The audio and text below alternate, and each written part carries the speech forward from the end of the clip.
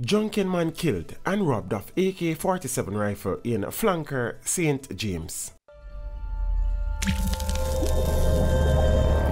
Teach them! Always make sure the message reach them!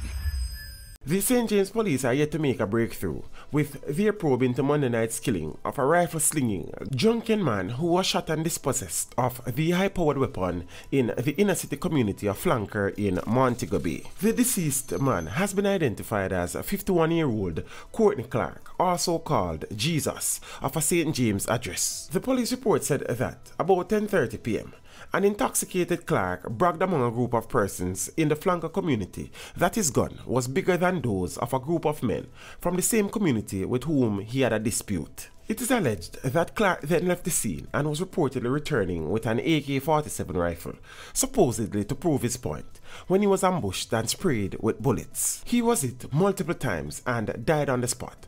The rifle was then allegedly stolen from him. Courtney Jesus Clark has been described by some community members as a long-time bad man from in the 1990s, who was said to have subsequently become hooked on alcohol.